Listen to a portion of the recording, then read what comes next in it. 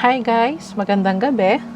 So, meron tayong bagong topic na ating pick a card reading. So, meron tayong tatlong pile. Ang topic natin for today is random messages. So, po pwedeng advice. Po pwedeng ano yung mga kailangan mong gawin. Ano yung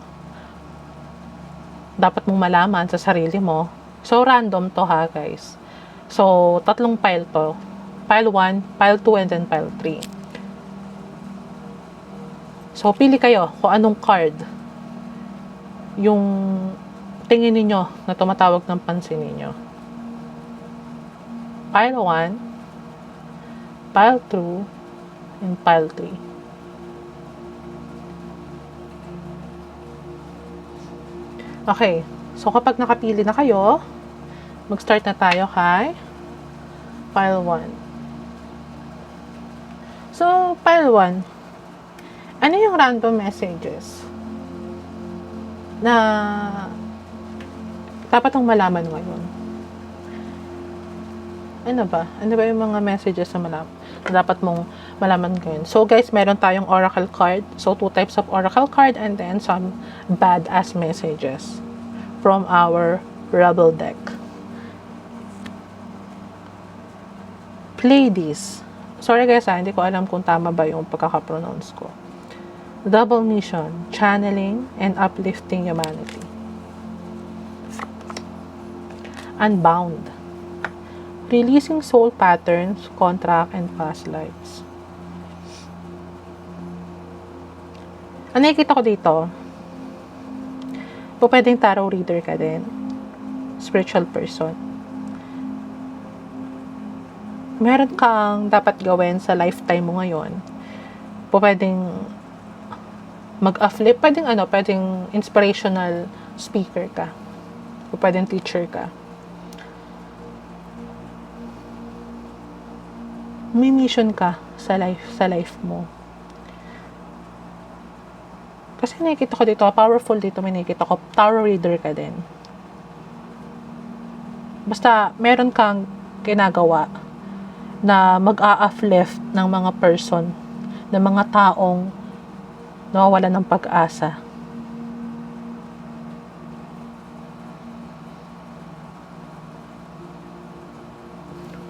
Siguro, meron ka resistance ngayon na hindi mo pa siya nalalampasan. So, pray ka lang, pile number 1. Kung ano man yung pinagdadaanan mo ngayon, para ma-release mo siya, kung ano mang pattern yan, kung ano mang contract yan, baka relationship yan, hindi ka pa makapag-let go. Kailangan mo kasing malagpasan yon para ma-unlock yung totoong mission mo or totoong gift mo sa person. Maaring meron pa mga bagay or mga tao na humahadlang sa'yo ngayon, kaya hindi mo ma-unlock kung ano yung alam mo yung potential mo sa person. So, message sa'yo yung mag-unbound ka. I-release mo siya. Meron ako dito nakikita na pwede kang pumunta sa body of water, sa ocean, sa river, or basta dagat, body of water, then mag-meditate ka doon, mag-recharge, mag-meditate ka para makapag-focus ka, ma-release mo siya. Kung ano man yung stress or negative na meron ka ngayon. Okay? So, para sa ating second oracle card, health check-up. Ako naniniwala ako kasi nanonood din ako ng ibang tarot reader at nagbabasa din ako ng mga books. So, meron akong dito na pwedeng may sakit ka ngayon, baka meron kang trangkaso, meron kang ubo, meron kang flu. So, meron kang iniinda ngayon sa katawan mo, magpa-check up ka. Pero kasi, kapag spiritual person ka kasi, pwedeng, ano ka, nagkaka-flu ka talaga. Pero, kasi sa naririnig ko ngayon, flu season ngayon eh. Kaya pa-check up ka ng health mo. Or pwedeng doktor ka. Ayun yung ginagawa mo. Nag-take care ka, gumagamot ka ng mga tao, nagbibigay ka ng pag-asa, nagdudugtong ka ng buhay ng ibang tao, naghihil ka. Kasi alam nyo guys ang career na doctor, ano sila eh, somehow nagbibigay sila ng hope, ng pag-asa sa mga taong may karamdaman na mapapagaling pa. Nag-a-advise sila ng mga dapat gawin sa mga person na may pinagdadaanan or may malubhang sakit para madugtungan yung buhay nila at para malampasan nila yon. Flow like water. So, ito yung sinasabi ko. Ang advice sa'yo, punta ka sa body of water, mag-meditate ka, mag-swim ka, mag-dive, para ma-release mo kung ano yung mag-cleanse ka by paliligo, by bathing with salt or with prayer. Kasi meron mga bath salt na nabibili online, okay? Mag-cleanse ng katawan, ng aura. Mag-release ng stress. Burning. O, diba? Sabi ko nga sa'yo, diba? Kasi part ng ritual yung paliligo. So, meron tayong bathing ritual na tinatawag. So, dito naman, pwede rin mag-burning bowl ritual ka. So, ano yung mga wish mo? Ano yung mga mantra mo? Or mga, alam mo yun, positivity na word, wisdom, mga wishes mo. So, yun. Mag-burning bowl ritual ka. So, mag-ritual ka, mag-cleanse ka. So, overall, nakikita ko dito, mag-cleanse ka. Kasi ano ka eh, kung doctor ka, nurse, or gumagamot ka, or humaharap ka sa iba't ibang tao, sometimes nakaka-drain ng energy yun eh. O kaya kung, diba, lalo na kung healer ka, nakaka-drain ng energy yun na, syempre kapag meron ka kasing kino-comfort, meron kang, alam mo, nagko-confide sa'yo yung person, nagbibigay ka ng advice, parang, alam mo yun, yung nagle-lift ka ng person, speaker ka, nag-a-advise na pwede ka ring psychologist, nakaka-drain kasi ng energy yun. So, yung mga stress ng mga person na ginagamot mo or nagko-confide sa'yo, pwedeng sa'yo napupunta kaya ka nagkakasakit. Kaya, meron kang flu. Pwede kasi yun eh. Kaya, every time na galing ka sa duty or galing ka sa work or meron kang nakausap na na person na nag-confide sa'yo or nangailangan ng help mo, mag-cleanse ka. Pwede yung paliligo. Ginagawa ko kasi yun, guys. Maligo ng may asin. Or mag-bath ritual ka.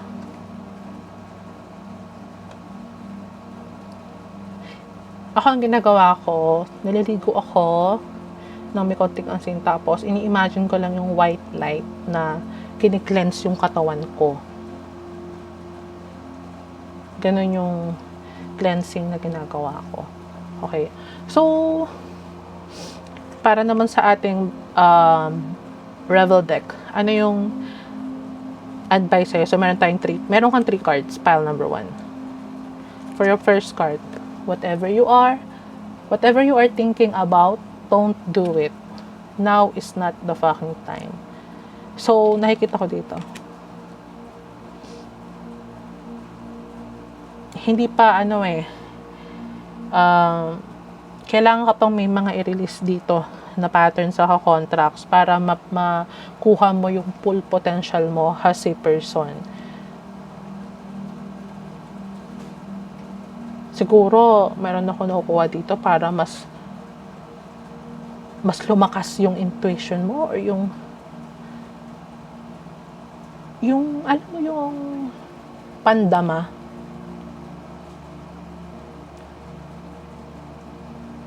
Kasi ako naniniwala ako kapag may gift ka, sensitive ka kasi. Sensitive ka sa mga taong nakapaligid sa'yo. So, meron tayong tinatawag na nararamdaman mo kapag yung person may pinagdadaanan or hindi siya okay. Okay?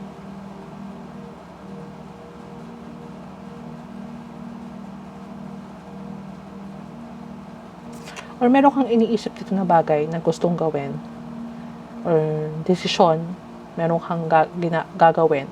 Ang advice sa'yo, wag muna kasi hindi pa time. For your second card, where the fuck is your sense of humor? Laugh. Alam mo, nakikita ko dito masyado ka kasing seryoso sa buhay. Seryoso ka sa buhay. Baka nakakalimutan mo na mag-unwind, nakakalimutan mo na mag-relax, nakakalimutan mo na mag-meditate. Baka nga ngayong time na to, na napapanood mo to, baka stress na stress ka. Marami kang iniisip, nag-overthink ka. Or kaya, sobrang drain yung nararamdaman mo, gusto mo matulog na matulog. Kasi alam mo, ang pagtawa isa rin yung way para makaka-release ng stress. Basta huwag kang masyadong seryoso pa, number 1. Yun ang advice sa'yo.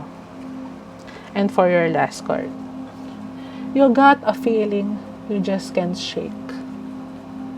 That little voice inside you, listen to that. Alam mo, intuitive ka na person nga So, kasi alam mo kaya ka nagda-doubt kasi sa sarili mo. Kasi nga, marami kang patterns or marami kang kailangan i-release para ma-unlock yung full potential mo sa person as a reader, as a humanitarian, as a kung ano man yan. So, listen to that. Listen kung ano yung sinasabi. Halimbawa, kung may sakit ka man ngayon, kung nararamdaman mo kailangan mo magpahinga ka. Kung masama ang pakiramdam mo, nararamdaman mo kailangan magpa-check up ka. Nararamdaman mo kailangan mo magbakasyon ka. Ano lang naman yung magbakasyon, maglaan ka ng kaunting panahon para sa sarili mo, para ma-release mo yung stress mo sa trabaho or kung saan man yan. Okay? So, ito yung nakikita ko sa'yo, pile number 1. Ayan yung random messages mo at advice. Okay? So, go na ako sa pile number 2. Thank you!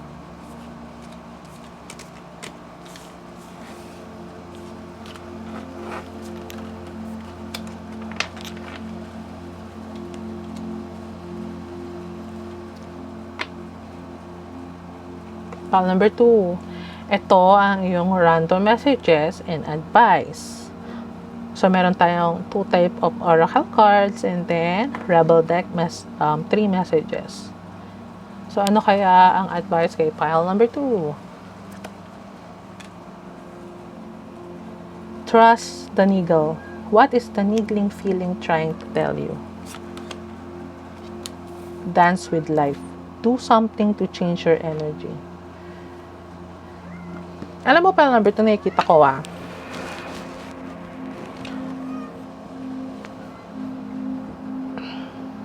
hindi ka nagtitiwala sa sarili mo. Hindi mo, kapag naramdaman mo na isang bagay is parang may mali, ibig sabihin, there's something wrong. Hindi ka nahihibang or hindi ka, alam mo yun, yung napaparanoid.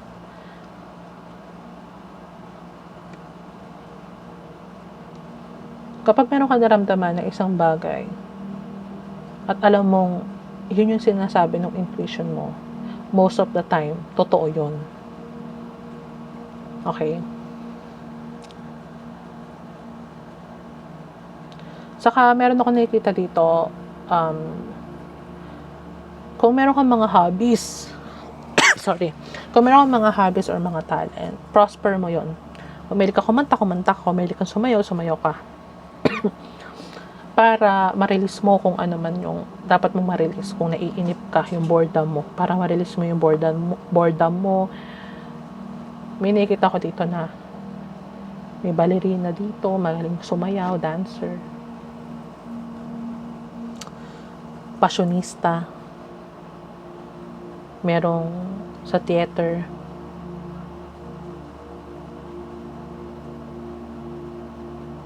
Saka meron ako narinig na go with the flow. So go with the flow ka lang. Huwag ka masyadong hard sa sarili mo. Minsan kasi kapag nakakaranas tayo ng bagyo sa buhay natin ngayon, parang ni-stress na tayo eh. So, cool ka lang. Kung feeling stress ka ngayon, gumawa ka ng outlet na pwede mong pagkalibangan para ma-release mo yung stress mo. Kung pagsayaw man yan, pagkanta or sa art, sa pagme-makeup. May nakita ko dito may magagaling mag-makeup.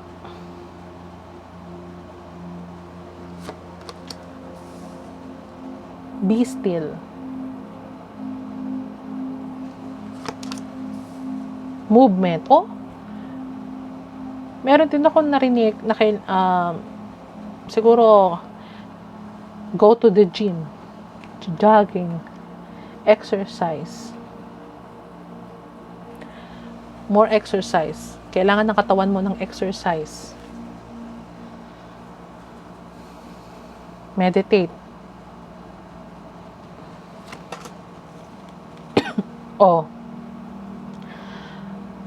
Pile number 2, iwas ka sa mga processed food. Iwasan mo yung pag-order ng pagkain. Mas okay na ikaw yung mag-prepare ng meal mo. Kasi alam mo kung ano yung ingredients. Alam mo yung ingredients kung healthy ba.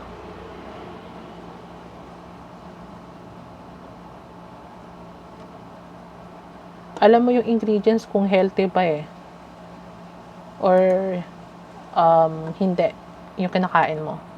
So, meron ako nakita dito na iwasan mo yung pagbili ng mga pagkain sa labas. Then, kumain ka ng gulay. Huwag puro meat. Huwag puro meat ang kainin mo. Kumain ka ng gulay. Healthy lifestyle.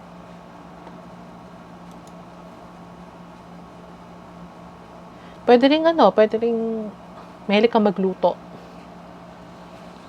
So, develop mo yun. Yung hobby mo na yan, pagluluto. O pwede kang di ba marami naman mga online ngayon na nagtitinda sila na mga food.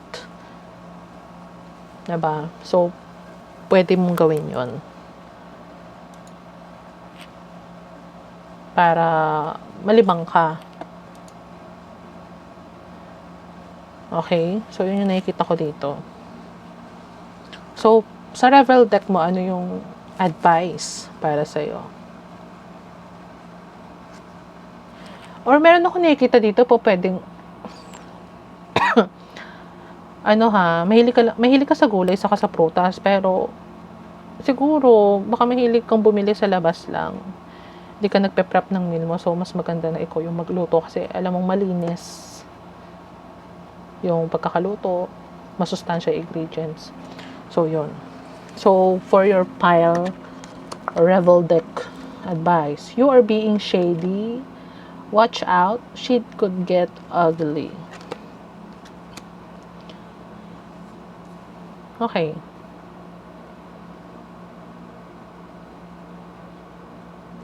Meron ako ditong narinig or meron ako nakita dito na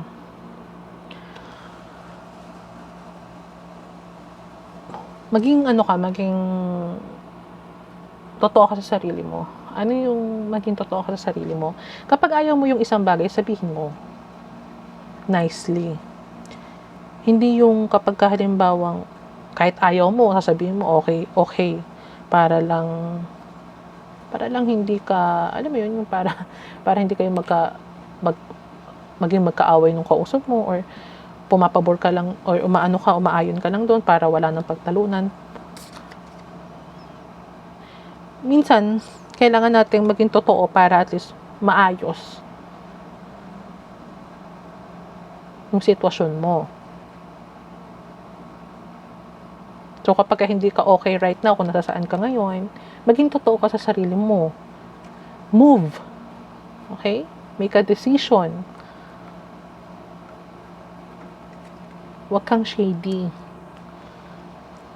Okay, next part. Shame, regret, and guilt. Those are just bullshit. Forgive, let that go. Alam mo, may nakita ko dito na meron kang, wag kang maging pessimistic, or wag kang, alam mo, may ikli lang ang buhay. Wag kang mag-hold ng grudge, wag mong, kapag gusto mo mag-travel ka. Kapag gusto mo pumunta sa ibang lugar at pumasyal, gawin mo. Kung gusto mo maging dancer, umattend ka ng workshop. Kung gusto mo maging singer, mag-voice lesson ka. Maikli lang ang buhay. Huwag mong sayangin. So, yun yung nakikita ko. Kapag meron kang ginusto, ang sabi dito, wag ka na daw magdalawang isip. Ego mo daw yun. Yun ang sabi dito sa card na to. Okay. For your third card, step away from the crazy-making diet for a hot second. Kale and spirulina taste like us. It's some yummy bacon, chocolate, beer. Get some. Pwedeng meron ako dito nakikita na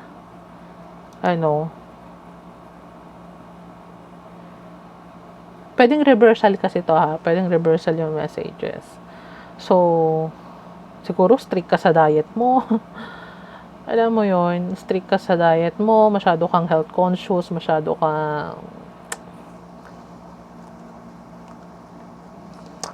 kang strict sa kinakain mo. Kaya nagiging boring yung life, or alam mo yon, siguro hindi naman masama na kumain ka ng something sweet para lang magkaroon ka ng energy.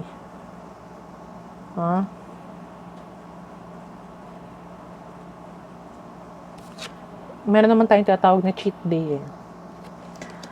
So, kuha ka lang doon, kurut-kurut ka lang para at least kahit paano hindi naman masyadong malamlam ang kinakain mo.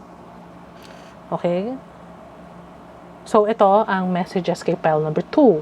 Ito yung mga advice na nasa sayo kung papakinggan mo or hindi. Okay? So, go na kay pile number 3.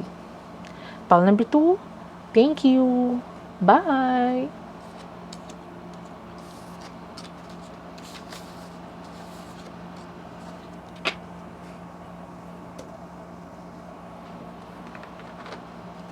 Hi, pile number 3. So, kung ang napili mo ay pile number 3, ito ang random messages and advice para sa'yo. Awakening, energetic upgrades, a new way of being, integration. Council of Light, divine orchestration, helpers in the soul realms. Alam mo, dito sa tatlong pile, itong pile number 3 nakikita kong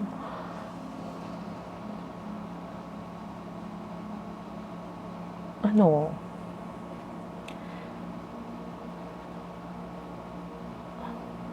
ikaw yung parang advance na eh.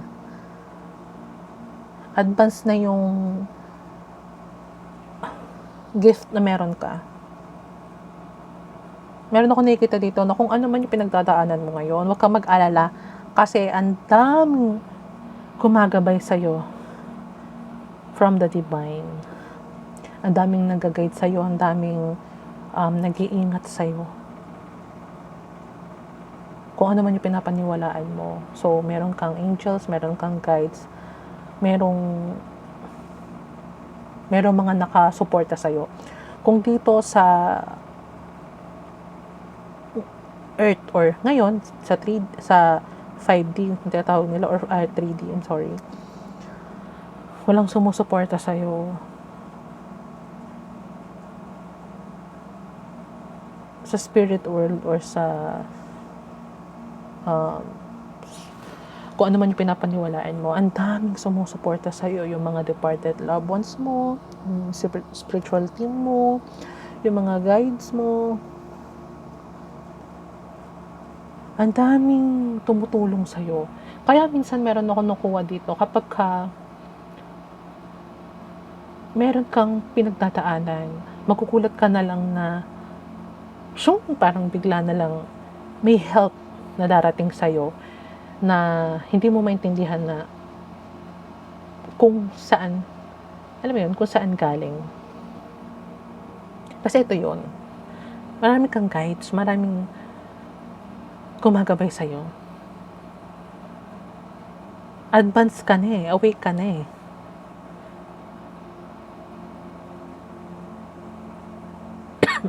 Sorry guys, inuupo lang kasi ako. So yun yung nakikita ko. Huwag ka mag-worry. Kasi maraming tumutulong sa'yo on the spirit part. Okay? Maraming kinakasangkapan para mag-abot ng tulong sa'yo. Kaya, kung may mabigat ka man pinagdadaanan ngayon, just believe and trust. Watch a movie. Abundance planning. Spend time with animals. Alam mo, meron ako nakikita dito na pwede may paparating sa yung pera or merong darating sa'yo na gift of abundance from above. Gift sa'yo yun. So, ang advice sa'yo dito, mag-plan ka.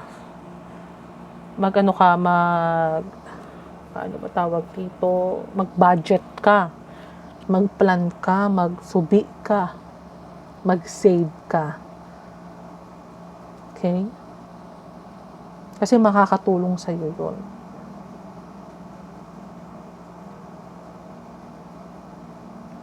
And watch a movie, siguro. May animal, baka meron kang pusa. Meron kang alagang pusa. Meron kang alagang aso. Kapag nai-stress ka, ihag mo lang yung pet mo. Laruin mo lang yung pet mo para matanggal yung stress mo. May pusa ka, feel ko meron kang pusa. May alaga kang pusa like me. Kasi may pusa ko eh. So, yun yung nakikita ko. Kasi alam mo, diba, sabi daw nila, ang animals, sila, or ang mga pets daw natin, sila daw yung parang God's little angel.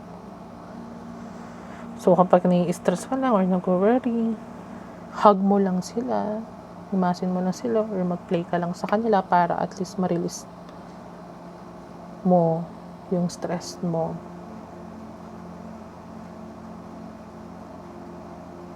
Kasi yung mga yan,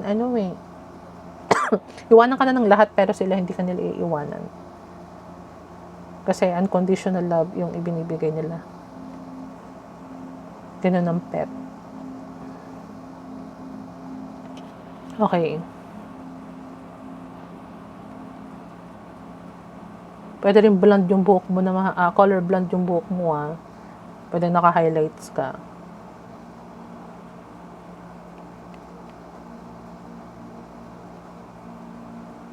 Mag-plan ka ha, mag-plan, gumawa ka ng journal, mag-save. Para at least natatrack mo yung finances mo. Kasi mamaya, baka merong nakalaan na blessing na money sa'yo. So, kailangan alam mo kung paano i-handle yon. Okay?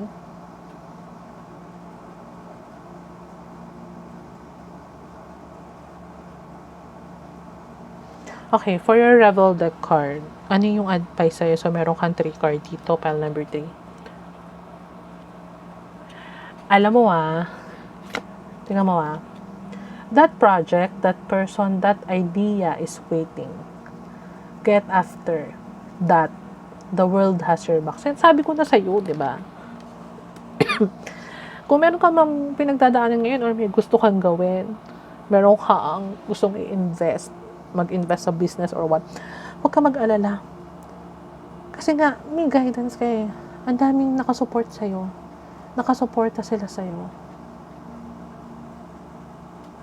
You have, alam mo yun, yung ang daming nakasupport sa'yo. Alam mo yun, ito na mismo yung message. Ang daming help. At kung magkamali ka man, maraming ipapadala na tao para tulungan ka or i-guide ka. Huwag ka na magdalawang isip. Yun na yun. So, sana alam mo kung ano yung ibig kong sabihin.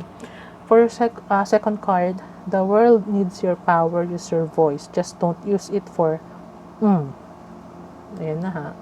So, sana nakikita nyo You are talented and amazing. Sabi ko, diba, advance ka na. So, alam mo, kung meron kang gift para makipag-communicate sa mga animals, tulungan mo sila. What I mean is, alam mo yun, gamitin mo siya. Kung meron kang gift sa pagpa-plan, financially, or what, gamitin mo siya, i-share mo sa iba, itulong mo. Ayan na mismo. Use your voice. So, pwede rin, use your voice for animals. Diba? Naging advocate ka. Tumulong sa mga hayop. Tumulong sa tao. And for your final card, is going down with your job. Reevaluate, change your perspective, or so ito yung sinasabi ko, planning. Diba? Kung ano man yung pinagdadaanan mo ngayon, wag kang mag-worry. Mag-plan ka, and lagi mong tatandaan na may mga nakasuporta sa'yo spiritually. Kung ngayon, walang sumusuporta sa'yo, or nararamdaman mo na nag-iisa ka, huwag kang mag-alala dahil marami kang support system in spiritual world. Okay? So, kung meron kang pinagdadaanan ngayon sa job mo, plan. Or baka ngayon, tight ngayon ang budget mo kasi siguro nawalan ka ng trabaho or kulang ka na sa budget. Plan on your expenses. Mag-ano ka muna ngayon, ano nga bang tawag nila doon? Magsikip ka ng sinturon ngayon muna. Pwedeng ganun. Habang hindi pa nag-aano yung sa trabaho mo. Or siguro ngayon maganda ang trabaho mo, mag-ipon ka. Kasi hindi natin alam kung ano yung mangyayari sa mga susunod na araw. Pero yun nga, ang advice, huwag ka masyadong mag-alala. Okay? Planning, but trust the process. Trust the divine. Trust God. Trust yourself. Okay? So, ito yung random messages and advice sa'yo, pile number 3. So, kung hindi nag-resonate sa'yo to, or I hope nag-resonate sa'yo to, pwede ka namang manood ng pile number 1 and pile number 2. Okay? So, pile number 3, thank you so much for watching, and then I hope subscribe ka sa aking channel para madagdagan or dumami pa tayo. And then, tap the notification bell lang. Okay, pile number 3. Bye!